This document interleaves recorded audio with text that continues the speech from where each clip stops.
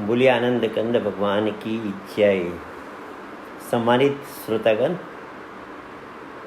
आज हम मैं नो दाइस my dear premies and friends, today again we have started the second episode of Men Know Thyself, and I have got some questions from some people, some of the those who were listening to the yesterday's program, and I gave most of the answers on the comments, but there were some big answers which could not be given there. So first I'll be giving those answers and then we'll proceed further. There was a question from Mr. Ronak Thapa. What is the difference between science and religion, science and spirituality? So about this, I remember a saying of Einstein. He said, religion is blind without, religion is lame without science, and science is blind without religion. You see, suppose there is two persons, one is lame, another is blind, but his legs are okay. If they have to go somewhere, what they can do, the lame person could ride on the blind person and they both can reach their destination with the help of each other.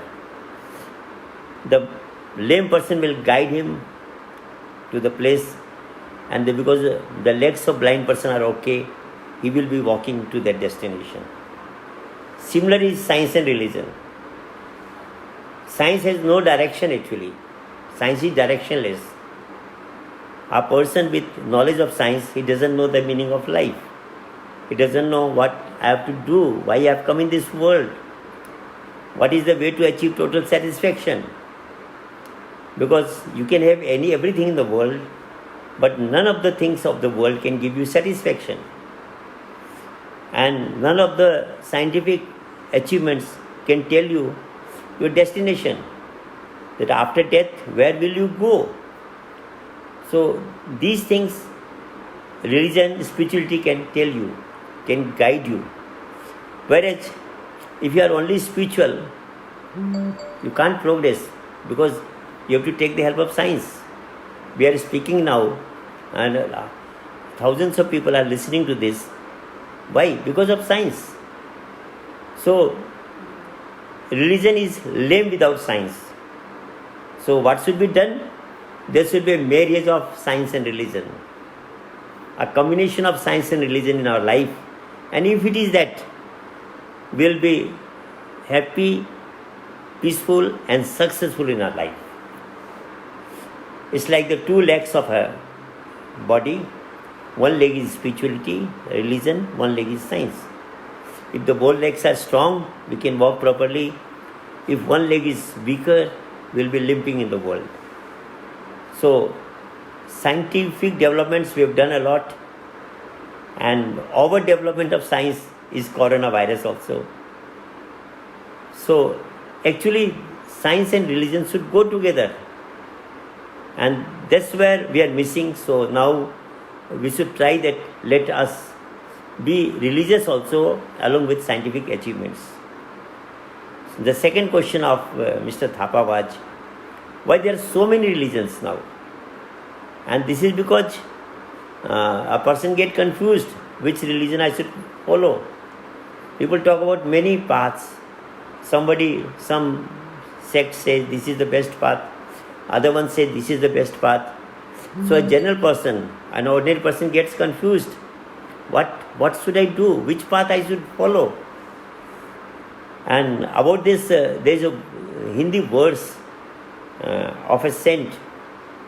Kalimal grase dharma sab lupt bhayo sad granth dambin nijmati kalp kar pragat kino bhagwant. It says, in this dark age, the truth is lost. The truth is lost, and that's why the egoistic people, the aristocratic people, they have created so many ways, sects, And what has happened? So many sects have been created because of those egoistic people who wanted to get them worshipped, but they don't have the truth with themselves. And this is why so many religions are created. But actually, spirituality is the essence of all the religions. The difference between all the religions is actually theoretical. If you go to practical, you will find that all the religions are talking about the same thing. I tell you a small story. The difference of religion is how there were 3 students of a teacher. One day the teacher gave them 100 rupees out of compassion, he was happy with them, and said, "You 3 bring something and eat together." After that he went away. He came after some time and thought that they must be eating and enjoying the whatever they have brought with the 100 rupee note. But he was surprised to find that they were quarreling with himself, debating with himself, with each other. Out of the 3 students, one was a Hindu, one was an English person, and one was a Muslim. And the Hindu was saying that I like tarbooj, and we should bring tarbooj for this 100 rupees note, and we should 3 eat together. The English boy said, No, I dislike tarbooj, I want watermelon. So let's go bring watermelon, and we all 3 can fill our stomach with that, because it's too big and too cheap. Let's bring watermelon. The Muslim boy said, No, you 2 people don't know what to eat, how to eat. We should bring aap for this. And in this way, the 3 were quarreling. And so the money was at is there, because unless they decide themselves, there is a common decision, anonymous decision, they can't bring that. The teacher listened to their debate, and then the teacher said, "Okay, give me this 100 rupee note back. I'll satisfy all of you." They said, "Sir, how is it possible? We have got 3 different demands. How can you satisfy all of us?" He said, "Wait, watch, let me do what I am doing." He went to the market, brought a watermelon, and asked the English boy, "This is what you wanted?" He said, "Yes." He asked to the Hindu boy, "This is what the tarbooj you were talking about?" He said, "Yes," because in Hindi it is called tarbooj. Then he talked to the Muslim boy. He was also satisfied, because in their Farsi language it is called aap. So the product, the thing was one, the difference was linguistic. All the scriptures of the world, of any religion, any sect, they all say God is one.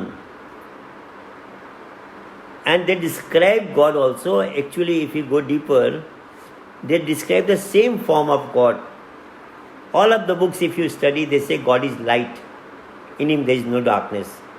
Some Bhargo Jyoti, somewhere it has been called a Channa. Just linguistic difference. All of the meanings, all of those sentences, words mean light.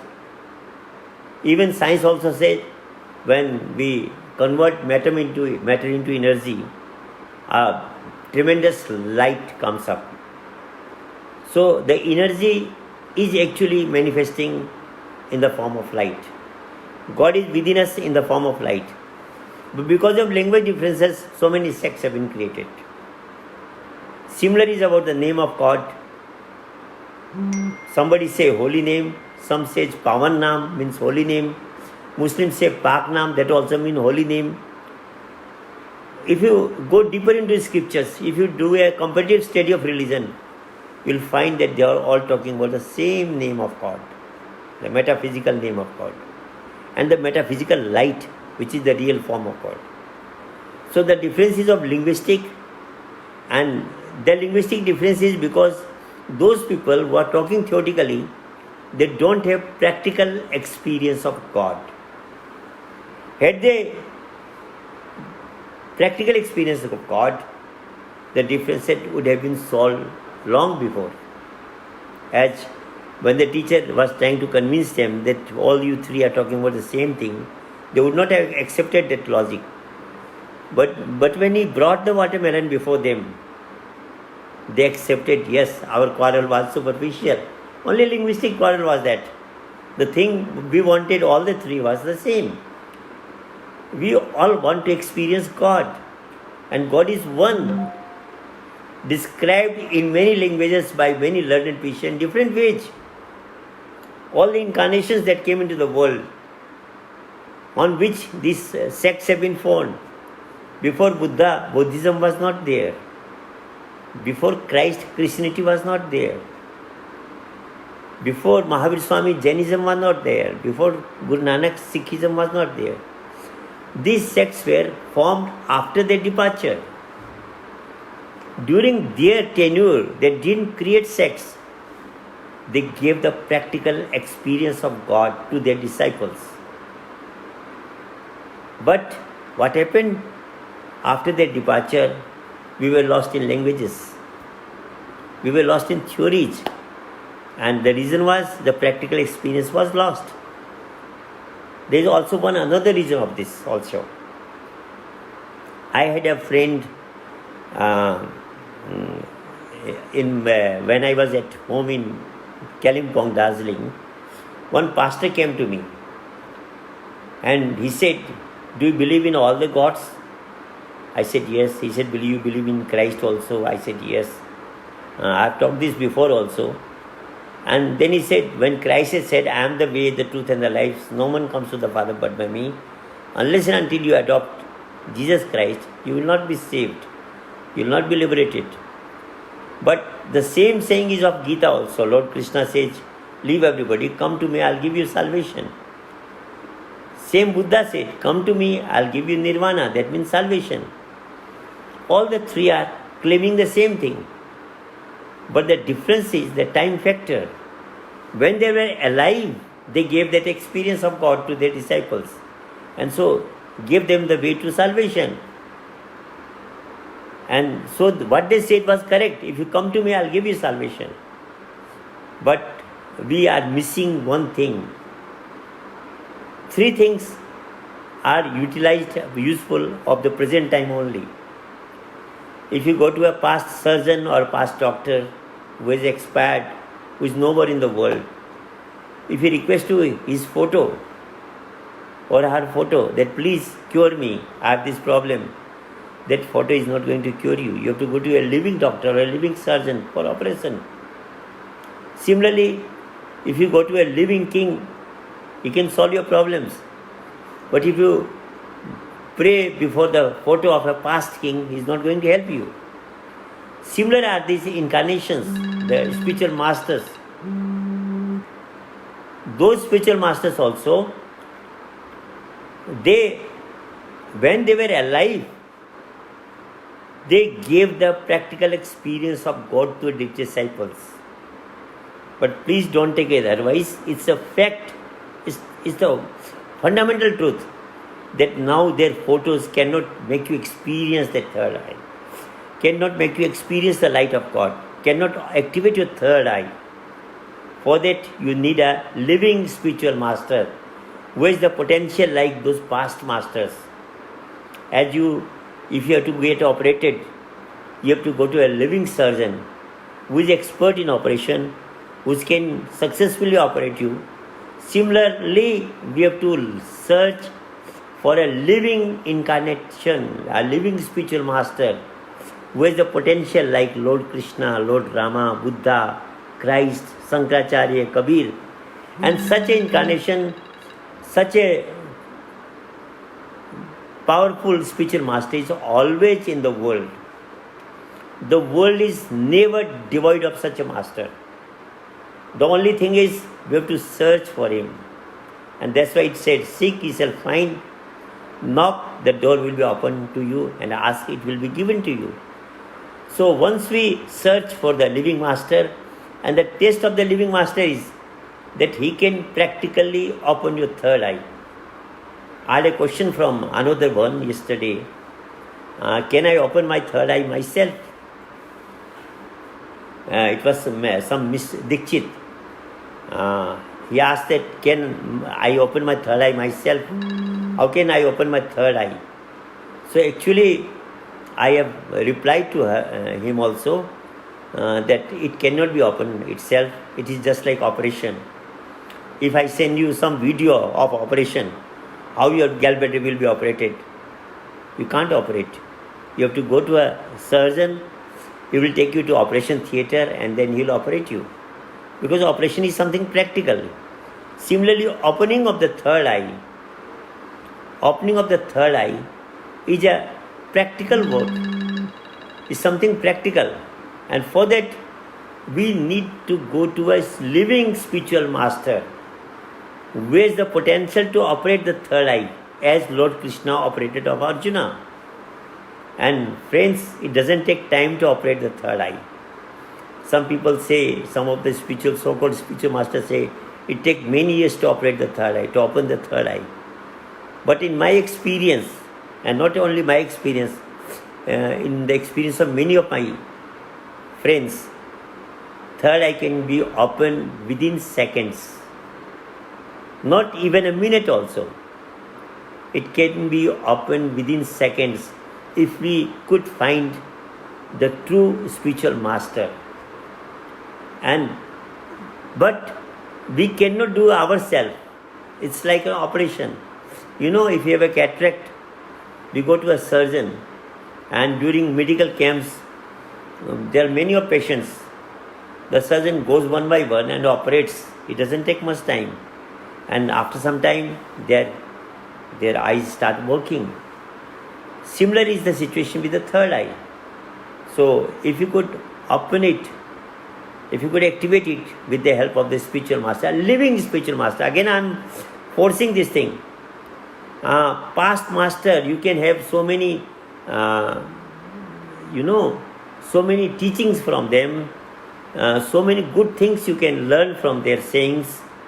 But the opening of the third eye, the experience of God within us, the experience of the holy name of God within us is something practical. And for that, we need a living spiritual master. That spiritual master is common to all of us. For him, whether we are a Hindu or a Muslim or a Christian or a Jaini or a Sikh, Buddhist, whatever we are, if we are a human being, he can operate us and open our third eye. And so, once our third eye is opened, people have one more misconception about the third eye. They think once third eye is opened, everything is complete. No, friends, it's just the beginning of meditation. It's just the beginning of meditation. Before that, we can't control the mind. The other things we try to control the mind as unsuccessful. Mind cannot be controlled by that. To control the mind, we need something special. And once the third eye is opened, when we see the light of God and connect the mind to that light, by practice, slowly the mind will get stable in that light. Because the vibration of that light is very, very stable than that of the mind. That light vibrates in the delta mode, and our mind is vibrating in beta. So when we connect with that light, slowly the speed of mind will decrease. Just as when we strike a tuning fork and put on a table, the table will vibrate with the same frequency of the tuning fork. So when we practice connecting the mind with that light after the third eye is open, slowly the mind will attain that frequency of that light, the energy within us. And that's the true meditation. There is a third question also. What is the difference between concentration and meditation? We can use a different word for that, because nowadays people call concentration also meditation. So if I say your meditation is just concentration, they might feel offended. So let's use another word. The concentration, you can call it physical meditation, and the real meditation, you can call it metaphysical meditation. Because there are two things, physical and metaphysical. Science, the science that we have come across, what we call science, is actually physical science. And spirituality that we call is actually metaphysical science. In Hindu scriptures, in the Vedas, in Upanishads, it's called as Paravidya and Aparavidya. Para means spiritual, metaphysical, higher knowledge, and Apara means lower knowledge, physical knowledge. So, physical meditation and metaphysical meditation. Physical meditation simply is concentration practice, and metaphysical meditation is the real meditation. Now, what is the difference between the two? You say, what is physical?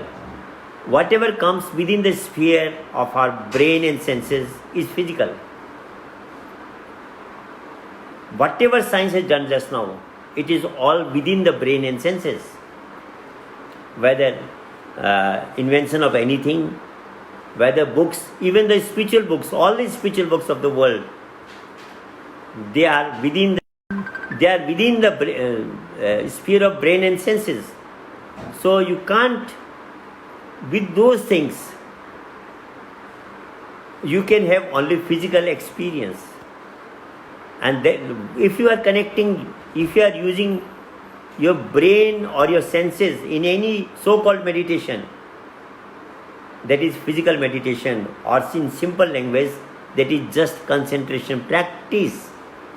You will have some concentration practice of the mind, but mind cannot merge in that, because mind is metaphysical and that entity on which you are concentrating is physical. The metaphysical mind can never merge in something physical. So you will have some concentration practice. Your mind can go from beta to alpha, that is possible, but it cannot attain delta. It cannot permanently merge in that entity. So those are meditations in which we use the brain or senses. And if you analyze most of the meditation taught by different sects and different organizations, if you technically on this criteria, if you analyze them, you will find all those meditations, so-called meditation, are physical meditation. I remember an incident. You have heard about Vipassana meditation, one of the famous meditation. One person, his name was Netra Acharya. It was in Kathmandu, Nepal. He was doing PhD in Vipassana meditation. One day we met and he asked me, what is the difference between the meditation that you are talking about and about the Vipassana meditation? What is the difference between the two?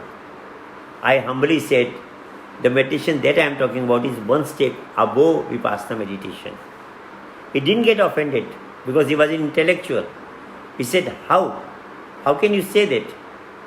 I said, the meditation that you teach in Vipassana is physical meditation, is concentration practice. And the meditation that I am talking about is metaphysical. He said, how?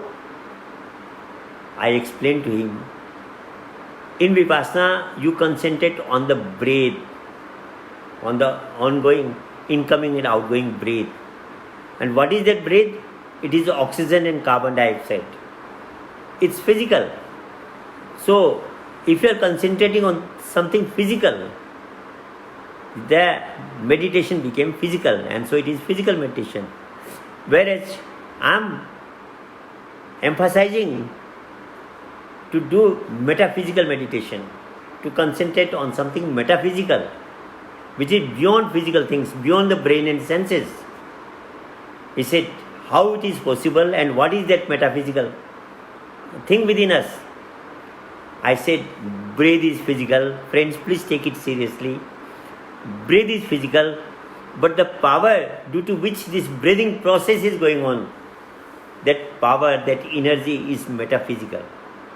When that energy leaves the body, breathing process stops. You can't pump oxygen and make a person alive.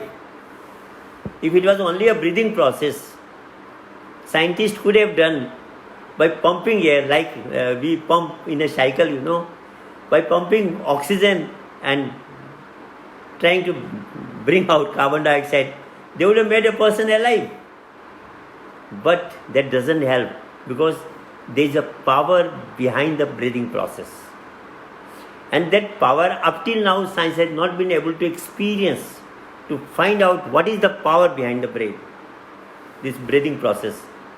And that is the breathe life. That's what in the scriptures say, God made man from the dust of the ground and breathed into his nostrils the breath of life, and man became a living person. So that breath of life, that the power behind the breath is the something metaphysical. In simple language we call the energy behind the breath, the power behind the breath.